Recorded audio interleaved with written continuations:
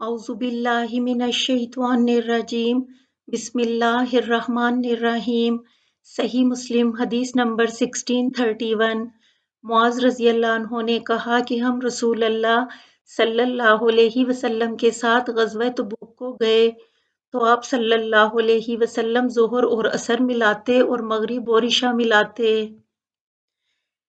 صحیح مسلم حدیث نمبر 1632 معاذ بن جبل رضی اللہ عنہ نے کہا کہ رسول اللہ صلی اللہ علیہ وسلم نے غزوہ تبوک میں ظہر اور عصر کو اور مغرب اور عشاء کو جمع کیا۔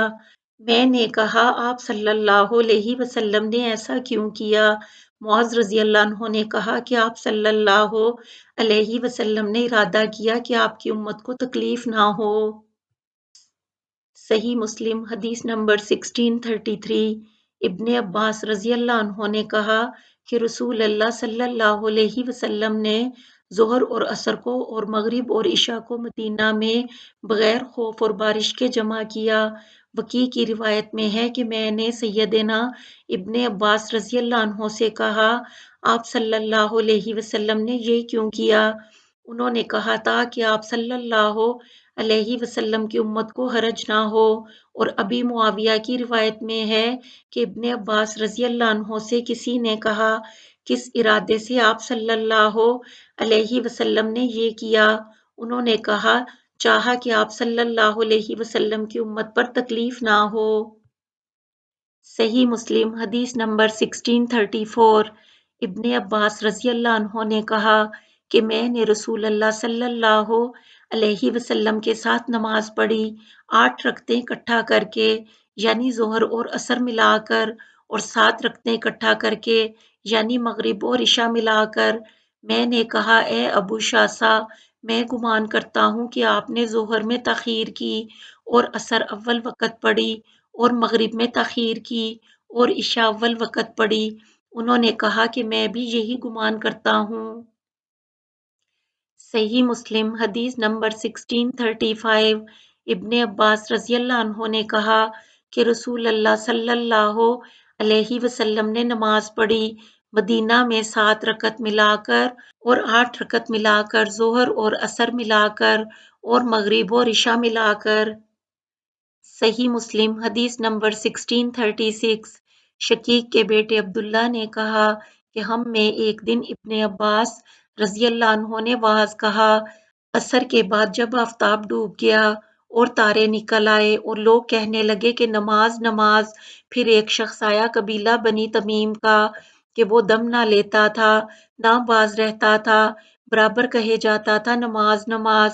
تب ابن عباس رضی اللہ عنہ نے کہا تو مجھے سنت سکھاتا ہے، تیری ماں مرے۔ پھر کہا کہ میں نے رسول اللہ صلی اللہ علیہ وسلم کو دیکھا کہ آپ صلی اللہ علیہ وسلم نے جمع کیا ظہر اور عصر کو اور مغرب اور عشاء کو۔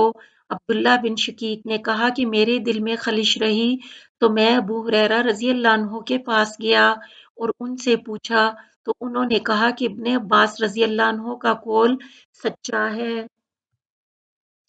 صحیح مسلم حدیث نمبر 1637 عبداللہ بن شقیق عقیلی نے کہا ایک شخص نے ابن عباس رضی اللہ عنہ سے کہا نماز پڑھو، آپ رضی اللہ عنہ چپ رہے۔ اس نے پھر کہا نماز، آپ رضی اللہ عنہ چپ ہو رہے۔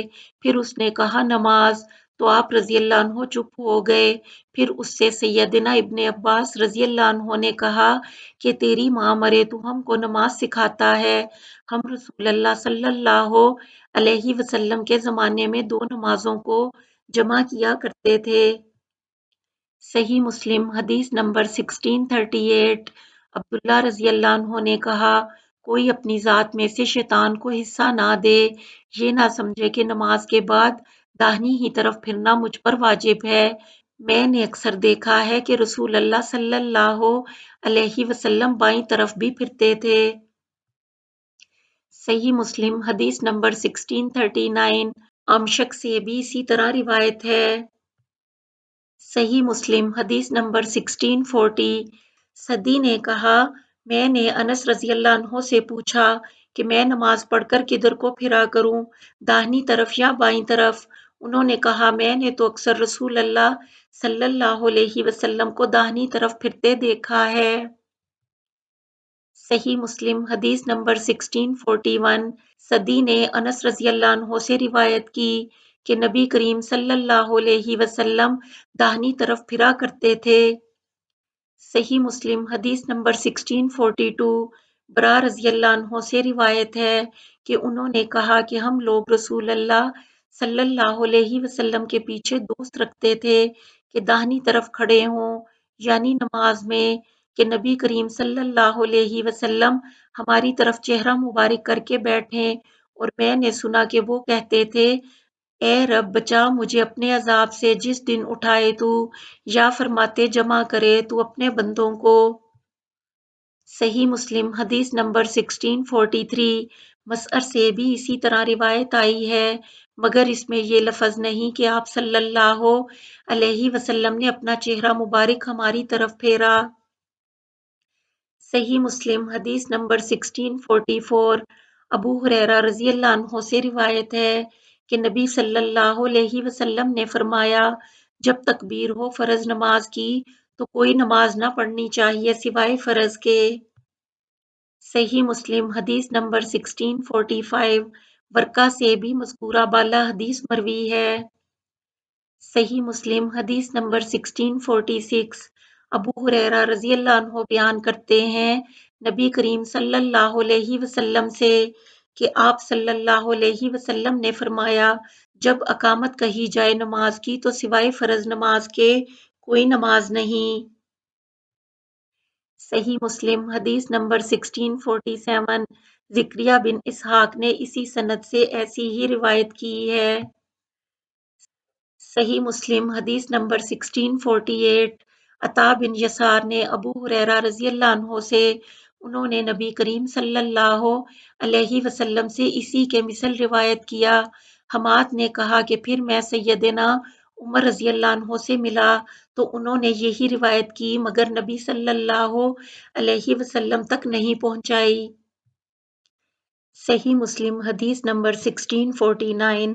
مالک کے بیٹے عبداللہ نے کہا کہ رسول اللہ صلی اللہ علیہ وسلم ایک شخص کے پاس سے نکلے جب صبح کی نماز کی تکبیر ہو چکی تھی اور کچھ کہا کہ ہم کو معلوم نہ ہوا، پھر جب ہم نماز سے فارغ ہوئے اس کو گھیر لیا اور کہنے لگے کہ کیا کہا تم سے رسول اللہ صلی اللہ علیہ وسلم نے؟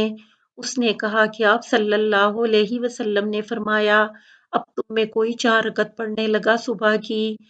نبیوں نے کہا کہ عبداللہ بن مالک ابن بحینہ رضی اللہ عنہ روایت کرتے ہیں اپنے باپ سے۔ مسلم نے کہا ان کا یہ کہنا کہ وہ روایت کرتے ہیں اپنے باپ سے یہ بھول ہے۔ صحیح مسلم حدیث نمبر 1650۔